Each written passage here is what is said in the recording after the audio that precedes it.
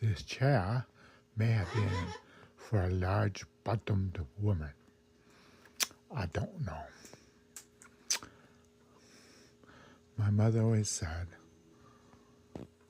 my husband, who was a godly man, she said, when he stops looking at women, I know he's dead. And she was a very saintly woman.